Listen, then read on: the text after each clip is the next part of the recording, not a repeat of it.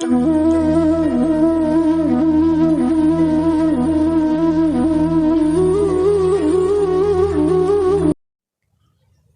दोस्तों, मैं अंकुश रस्तोगी। जैसा कि पिछली वीडियो में हमने आपको बताया था कि एक कार्तिक के महीने की क्या इंपॉर्टेंस है, इस वीडियो में बात करेंगे हम धनतेरस की। तो दोस्तों सबसे पहले जान लेते हैं कि ये जो धनतेरस है यह दो शब्दों से मिलकर बना है। धन मतलब वेल्थ और तेरस मीन्स चौदशी। मतलब ये जो त्यौहार है ये हम बनाते हैं कार्तिक महीने के कृष्ण पक्ष की चौदशी को। और इस बार ये जो चौदशी है यह 22 अक्टूबर को 6:02 से शुरू होगी और अगले दिन 23 अक्टूबर 6:03 तक रहेगी। तो आप लोग 23 अक्टूबर को इसको मना सकते हैं। तो अब दोस्तों जैसे ये धनतेरस हमने बात करी, वेल्थ, ये वेल्थ है क्या? ये वही है क्या जो पैसा इकट्ठा कर लिया? नहीं दोस्तों, ऐसा नहीं है। ये वेल्थ है हेल्थ। मतलब आपकी हेल्थ इज वेल्थ जो हम बोलते हैं ना, ये धनतेरस का दिन उसके लिए है, आपके स्वास्थ्य के लिए है।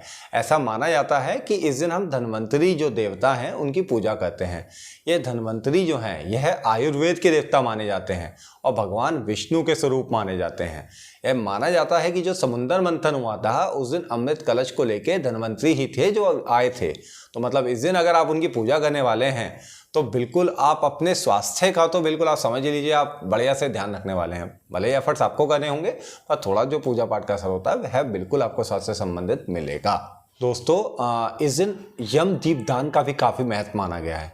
तो चलिए एक कहानी के माध्यम से समझते हैं कि इस दिन हम यम दीपदान क्यों करते हैं। देखिए, एक राजा थे जिनका नाम था हीमा। उनका एक पुत्र था।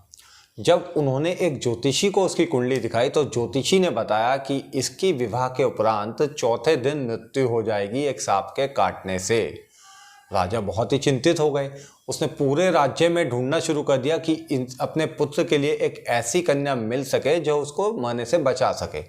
बहुत सी उसके पास में उन्होंने बताया, काफियों को ऑफर दिए, लेकिन सभी लड़कियों ने जब ये सुना कि चौथे दिन मृत्यु हो जाएगी उन्होंने शादी करने से मना कर दिया।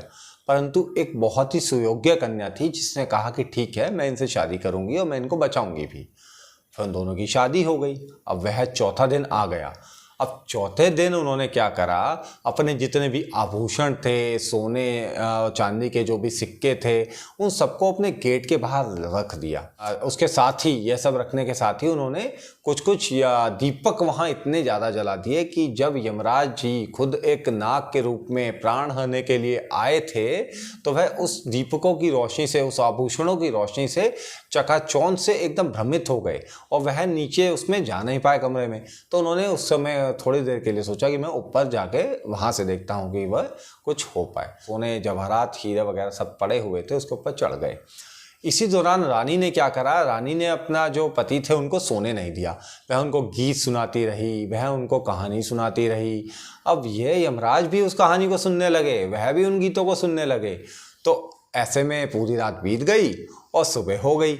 अब यमराज ने देखा, अरे ये क्या हुआ, ये तो सुबह हो चुकी है, तो अब काल तो निकल चुका है। तो अब यमराज को खाली हाथ ही वापस लौटना पड़ा। तो दोस्तों मतलब आप करते क्या हैं, देखिए अभी ऐसा आपको बताया था कि हम पैसे के पीछे भागते फिरते हैं और ये सब हम लगे रहते हैं, अपना जो स्वास्थ्य है उसको बिल्कुल ध्यान नहीं देते हैं। तो यहाँ पे हम एक संकेत दिए देना चाहते हैं इस दिन कि भैया पैसे से नहीं, अपने स्वास्थ्य पे पहले ध्यान देना बहुत ज़रूरी हो जाता है।